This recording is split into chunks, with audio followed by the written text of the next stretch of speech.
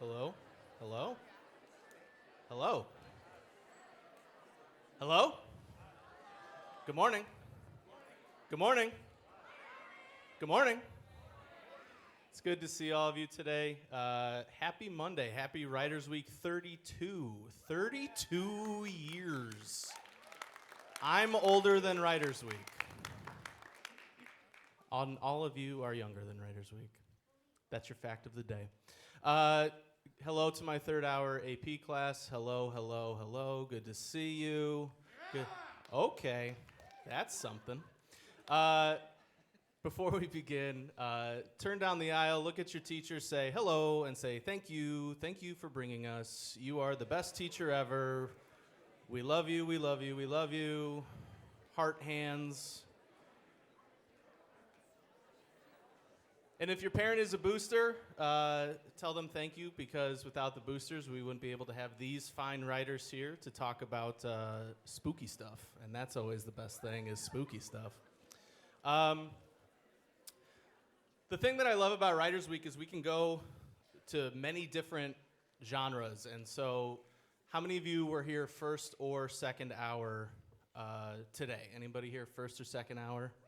Okay, so we get amazing singer-songwriter, and then boom, horror fiction. So that's what I love about Writers Week. We get to see different stuff all the time. So without further ado, I want to introduce these three authors that I'm super excited to talk to, because Mr. Anderson and I are big horror movie fans, and he gets to run Writers Week, and I get to talk to you guys about horror writing. So I am so grateful for this. So let's talk about who we got here today. So to my immediate right, this is Nick Medina.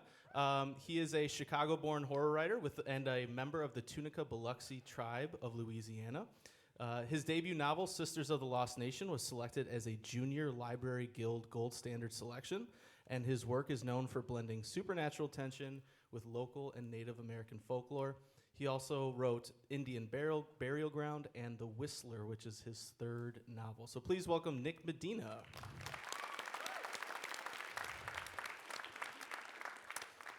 And in the center, we have Cynthia Pelayo, an award-winning author whose horror and dark fiction often braid together folklore, grief, and mystery. She won the Bram Stoker Award for Superior Achievement in a Poetry Collection for Crime Scene.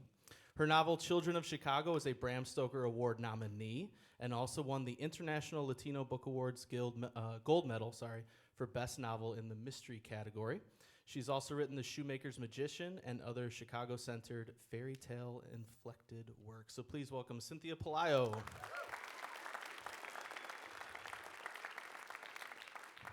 And lastly, we have Jimmy Giuliano on the far right here, your left. Please welcome Jimmy Giuliano, a writer and high school educator at Lake Forest High School, correct? Lake Forest? All right. Whose horror blends eerie nostalgia with page-turning suspense. Several of his short stories have gone viral on Reddit's No Sleep, and his debut novel, Dead 11, is in development at A&E Studios, and he is also the author of 13 Months Haunted. So, welcome Jimmy Giuliano, please.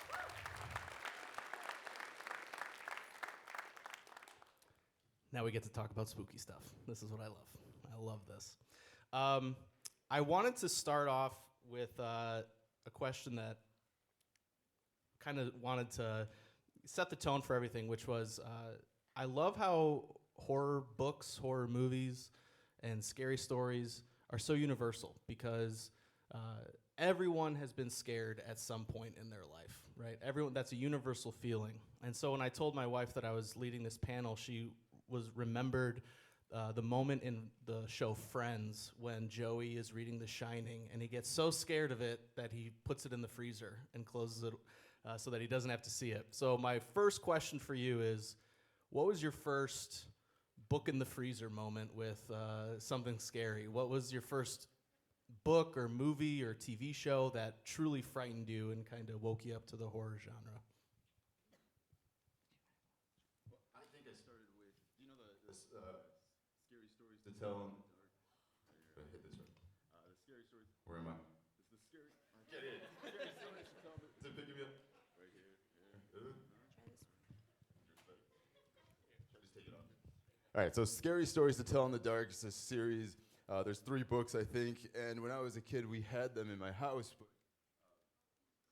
Well, I had them in our house, but I couldn't even look at them because the illustrations freaked me out so much. So that was the first thing. Whenever I would come across them, because we had them in this closet, and I would be digging in there sometimes, and I would see the cover, and I would just have to toss it aside. But then when I actually started reading horror, I read Salem's Lot by Stephen King when I was probably far too young, and there's the famous scene where the kid pops up outside the window, and I remember just throwing the book to the side, and I don't know how long I had to wait to pick it up again, but yeah, that was my first real horrifying moment.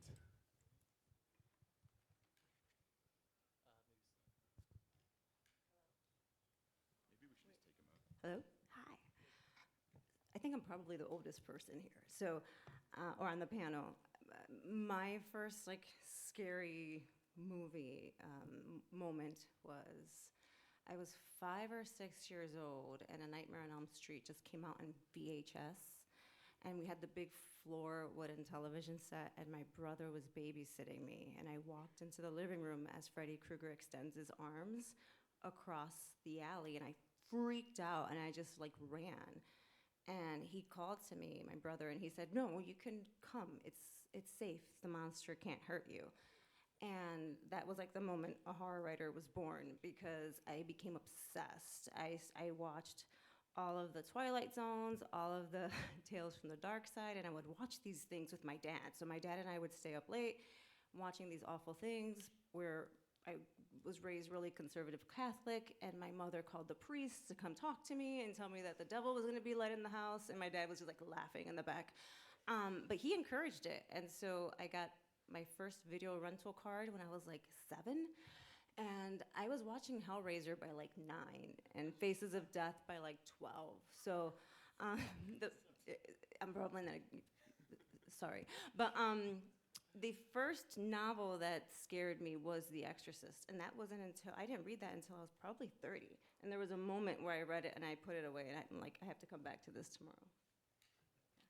Yeah, to piggyback off of what Nick said, Scary Stories to Tell in the Dark.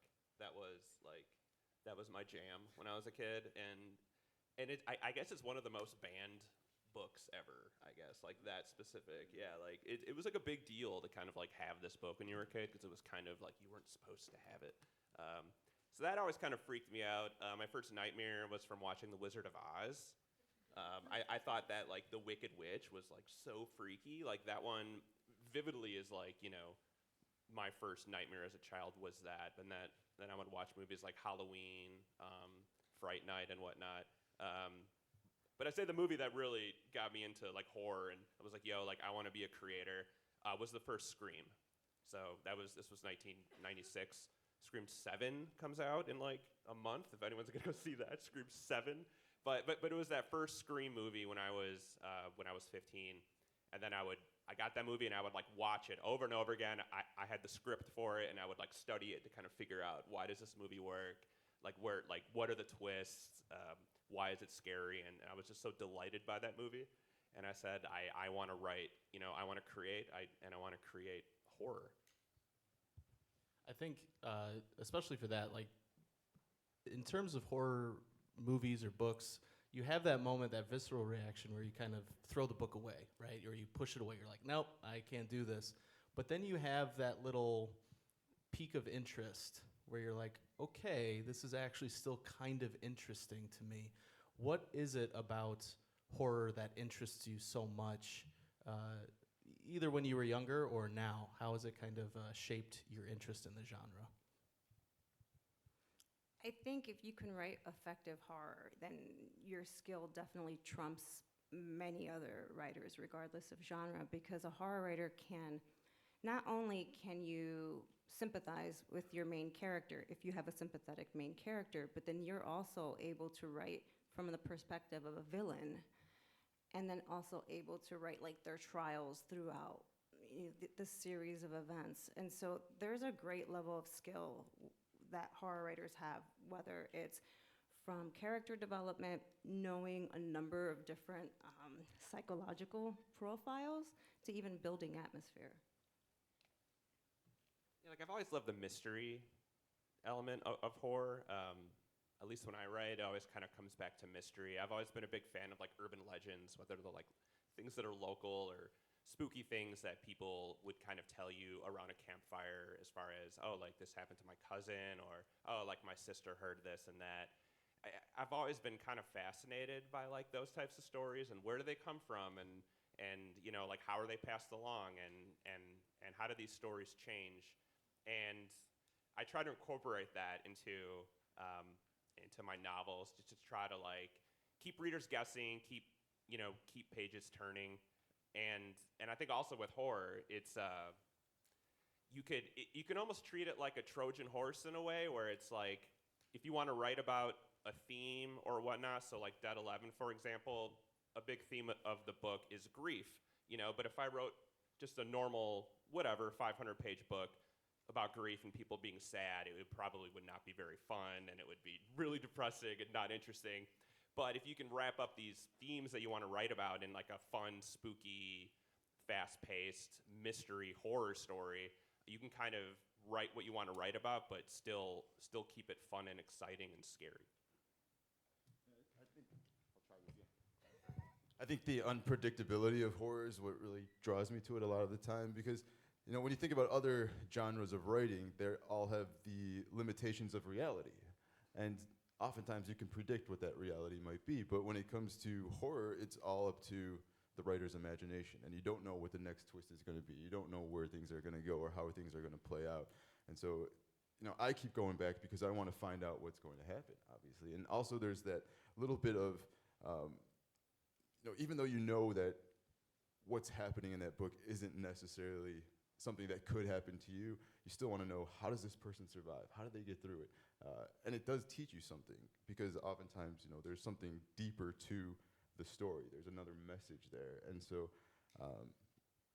sometimes you can incorporate that into your own life, and helps you figure out your own traumas, and helps you deal with your own, the things that make you uneasy in life. And I think there's a real kind of healing aspect to horror, which maybe we'll talk more about later. But yeah, it's all that unpredictability and just trying to find out what exactly is going on here and how it's going to play out.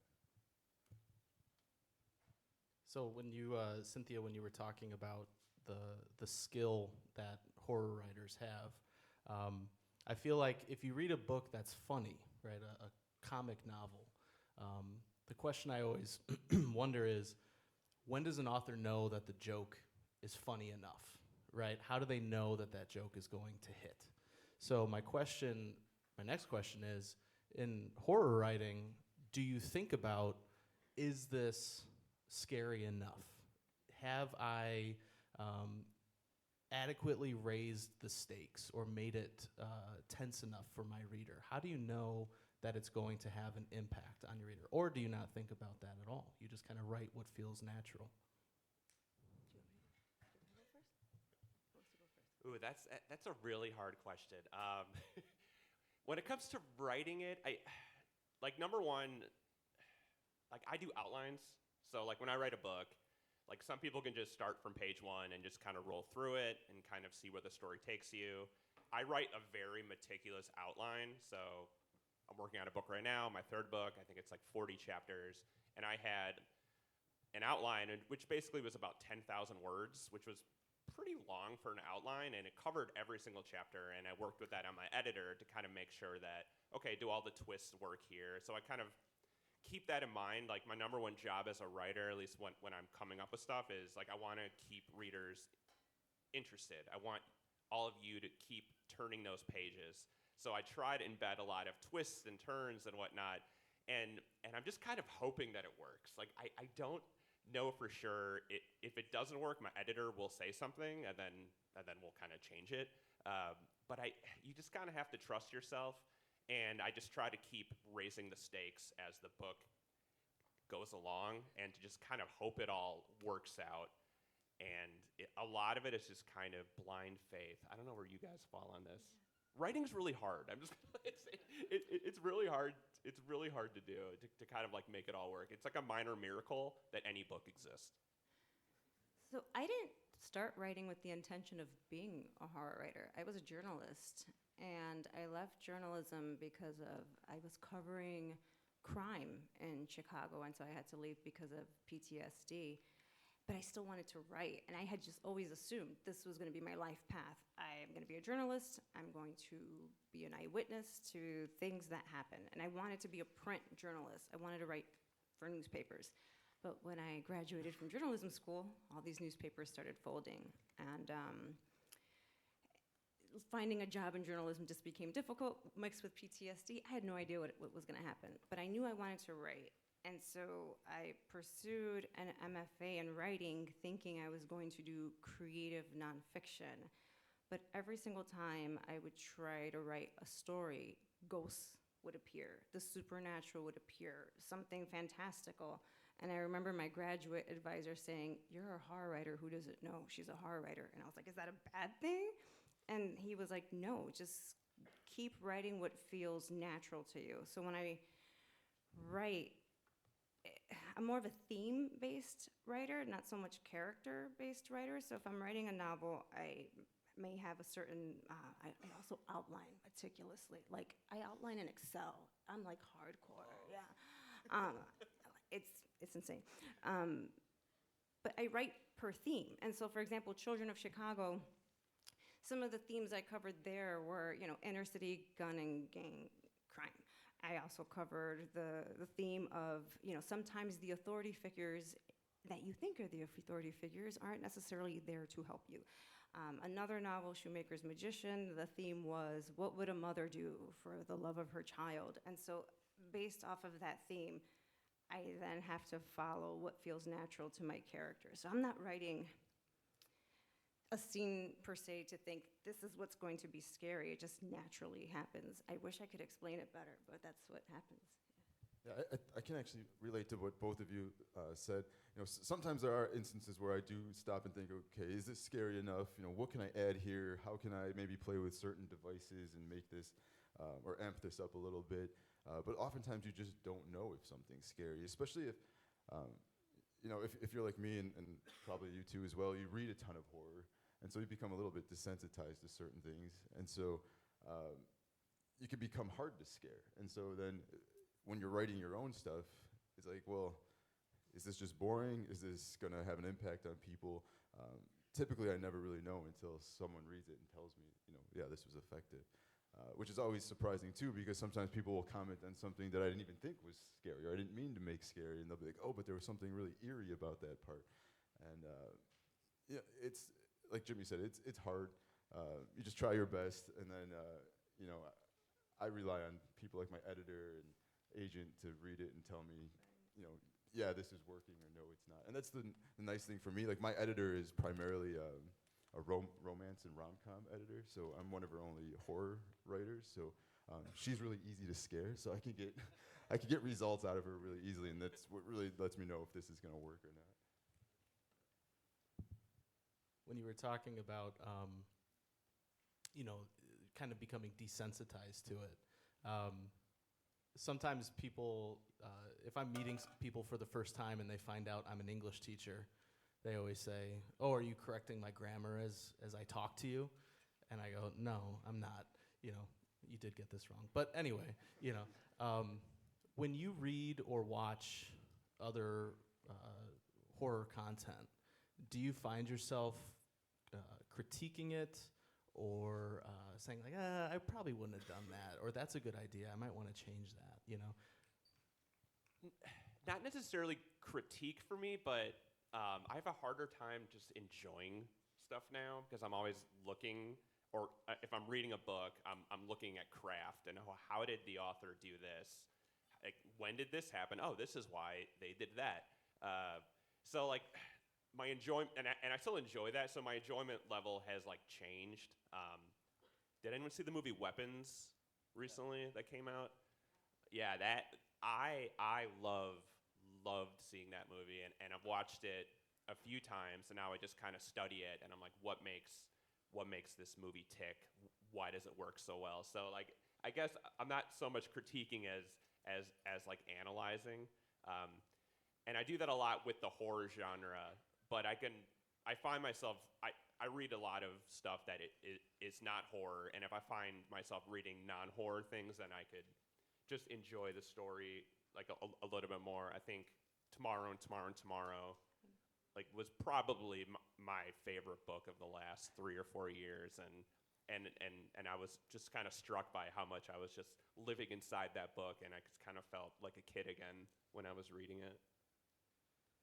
Just to add to that, it's really important to read outside your genre and to also read nonfiction. I read a lot of historical fiction. I read a lot of nonfiction. I read a lot of literary fiction, which is like my preferred.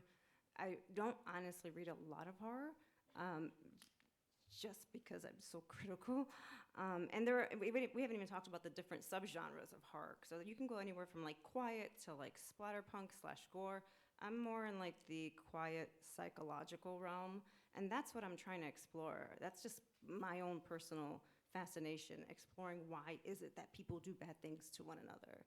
And how can somebody who is encountering something very difficult, how can they be brought through to the end? And you can think of like the final girl as like one of the key characters one of the key trope characters that goes through that.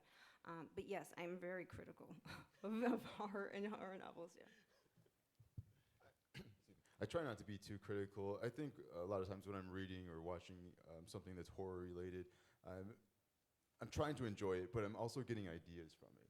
So if something, I guess it's just a different take. Instead of being critical, I'm thinking, oh, well, I can use that for myself. I think a lot of writers are kind of scavengers, and we just kind of pick and, maybe you'll base a character off somebody, or you'll take something that somebody said and you'll put it into your work. And I do that all the time. So I get ideas from other people's work, but also going off of what Cynthia said about reading nonfiction, I think that's where I get most of my ideas.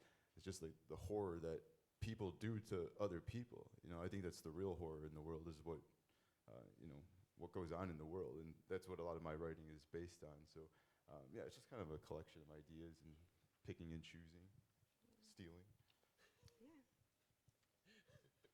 I did want to give you all some time to kind of talk about the idea of location. Locations and where we feel comfortable, our homes, our environments, those are a big part of any story in general, but also horror stories. So I was just hoping that all three of you could talk a little bit about your backgrounds and kind of how that made its way into your own individual writing experience. Sure, yeah. I'm a Midwest kid. I grew up here. I grew up in Crystal Lake, so like not too far. I went to Augustana College, which is kind of on the border of Illinois and Iowa, so about 3 hours away. So I've always kind of stayed in the Midwest. I've never lived anywhere else but the Midwest. Did a lot of road trips as a kid, so like we would do things in Wisconsin or go to Iowa, or we would like drive out east to visit family and whatnot. So spent a lot of time in the car and whatnot, and all my books are, my third book as well, which is set in Minnesota. My first two novels are both set in Wisconsin, and it is the old writer's adage of write what you know, so there is part of that, like Midwest is kind of baked into me. And people have asked me before, like, why Wisconsin? Like, what is it about Wisconsin? Why do you keep sending books in Wisconsin? And obviously, it is what I know, but there's something about, like, for me, like, when driving around here, and then you go north, and, like, once you cross that Illinois-Wisconsin border, it's like there's a lot more space, there's, like, less houses, and I've always kind of found myself when we're driving in Wisconsin, when you kind of see a farmhouse or you see a house off the highway that's like, not in a subdivision, it's not really in a community, and you're like, anything could be happening in that house right now. Like that's where my weird horror brain sometimes goes. Sometimes it's like, man, like there's not a police station, I've not seen anything. What is going on in that house? The worst things in the world could be going on in that house, and no one would know about it. And for some reason, that's kind of what I think about sometimes when I'm driving in Wisconsin, especially. And that type of like isolation and like what could happen in these small communities kind of finds its way into my writing. And I've always kind of like been that way since I was younger, as far as just kind of imagining what other people's lives were like and just finding interesting stories there. I was born in Puerto Rico and raised in Chicago. And I had a non-traditional household where in the 80s, which was very unusual. My mother worked full-time and my father raised me. And I didn't do preschool, you didn't do that back then. You just kind of like, you hung around the house with the parent. But my dad loved to take me on the L, and we would go downtown, and he was like my tour guide. He would take me to Sears Tower. He would take, it's Sears, I'm not calling it Willis. He would take me to Sears Tower. He would take me to like the different neighborhoods, like Little Italy, Greek Town, Ukrainian Village. We would have like different cultural food, and he would tell me about the buildings and tell me about the history of the city. And so I just was completely fascinated with Chicago. He made it seem like such a magical place.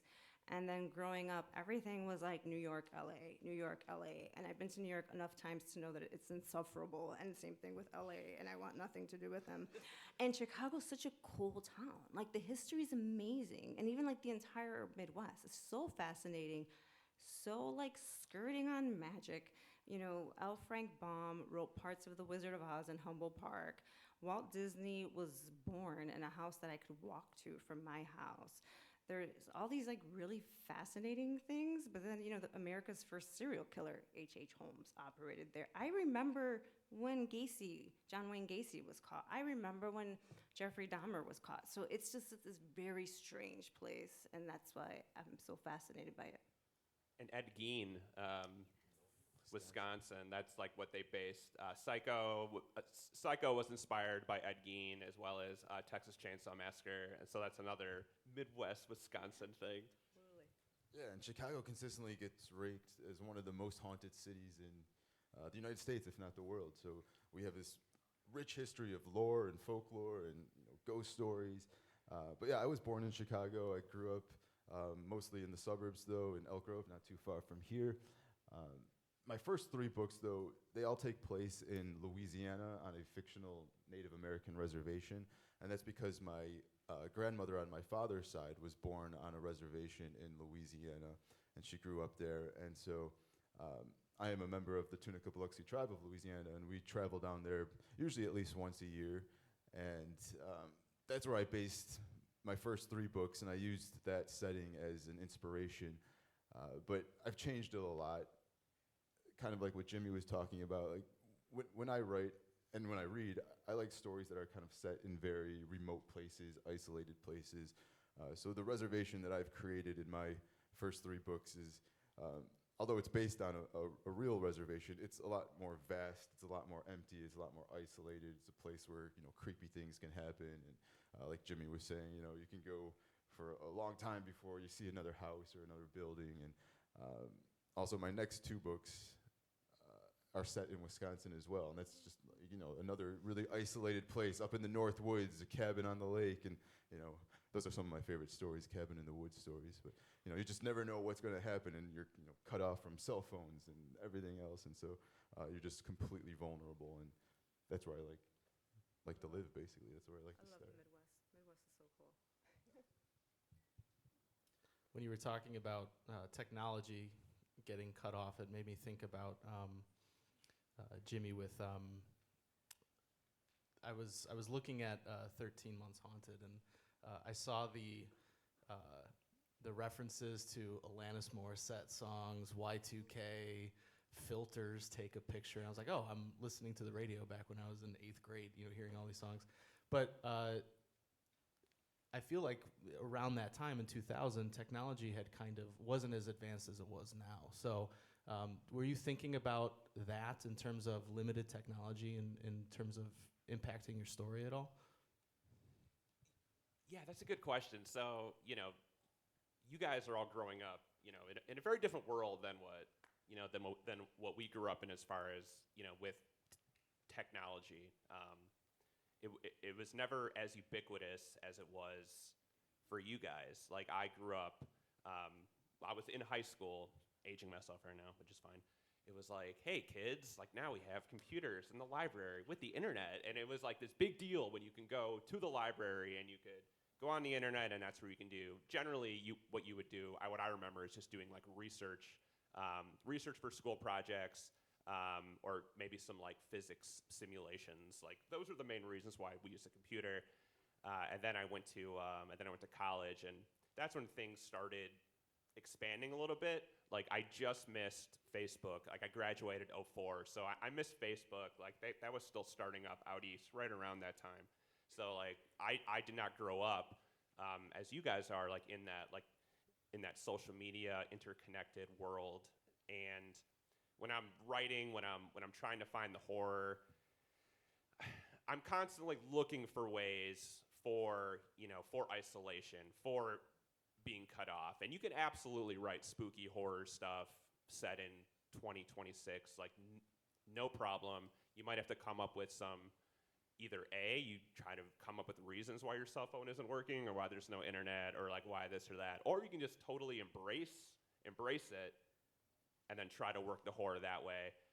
So in 13 Months Haunted, I kind of do both, where you have a wraparound story that's set in modern times, but then the bulk of the story is set back in the year 2000 when technology, when the internet was still like very much new-ish, and people didn't really know what they were doing with that yet. So a lot of the horror comes from the unknown. So in 13 Months Haunted, characters are blogging and using the internet and sharing things that maybe they shouldn't be sharing about their lives because they don't know any better yet. Though it is kind of similar to today, though, in a way, that maybe people are sharing things that they shouldn't be sharing.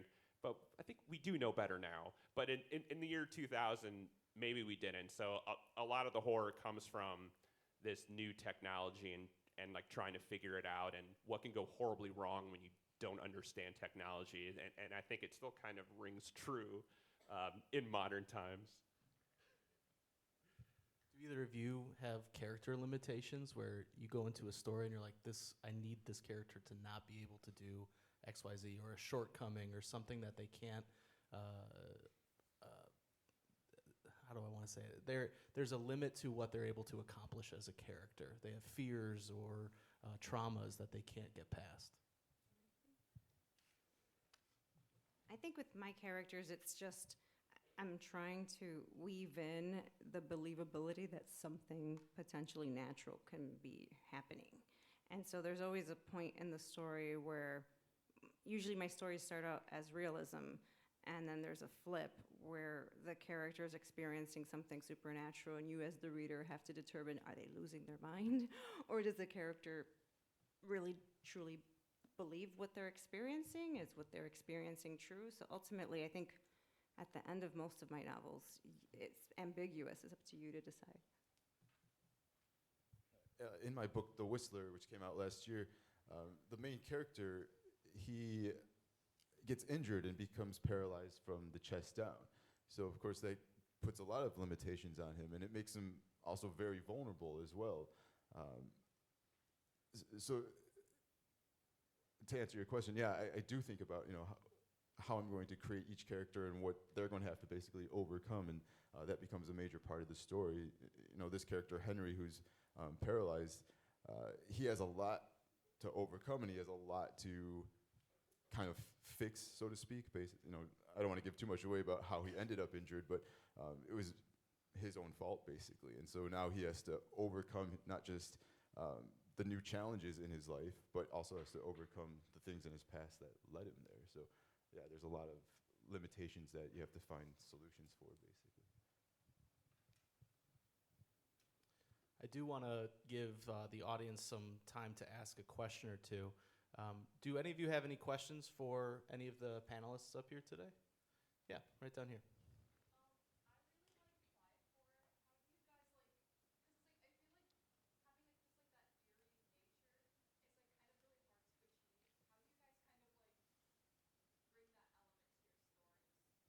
So how do you increase eeriness in a scene?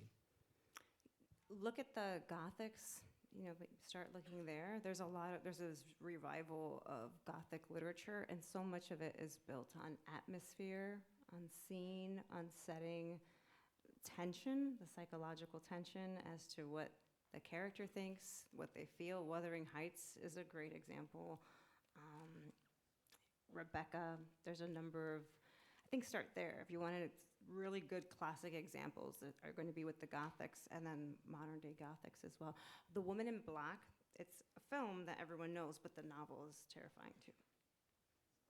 Yeah, I'd say two things.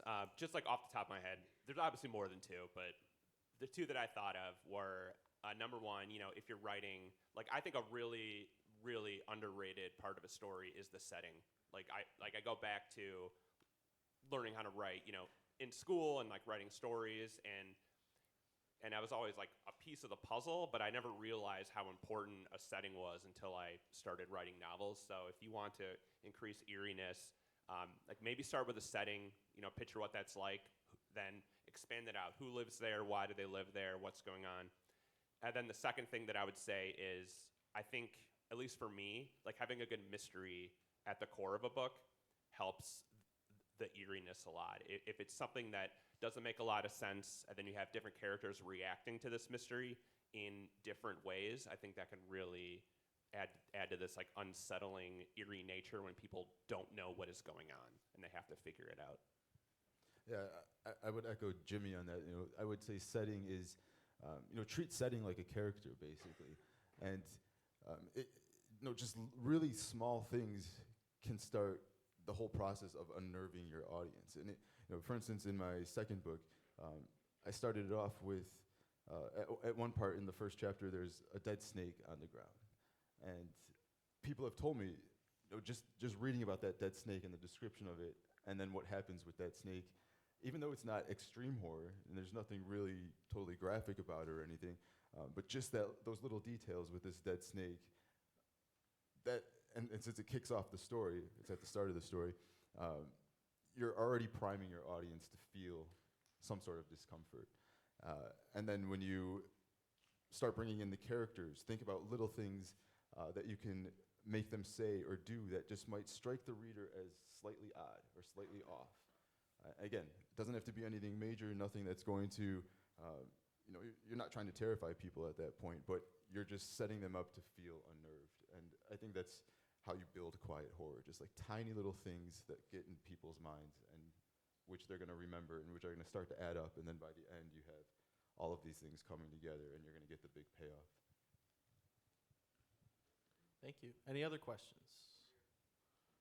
Where was that? Yeah.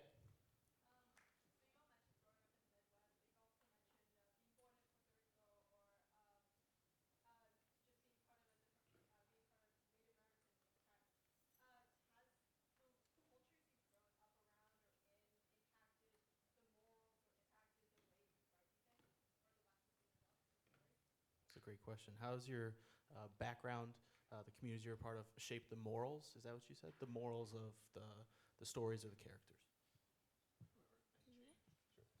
Yeah, in my books so far, I've used a lot of Native American mythology and folklore, and I like to incorporate these traditional tales for a couple reasons. First, I want to help try to keep those tales alive and keep that oral history alive because it is so rich and there's so much to learn from it.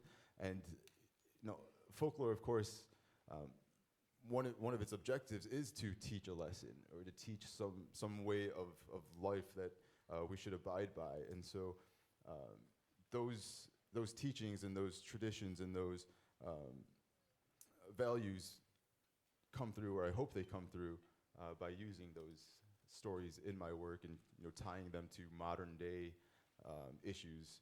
For instance, in my first book, Sisters of the Lost Nation, which is about the epidemic of young women and girls going missing, Native American women and girls going missing and being murdered at an astonishing rate.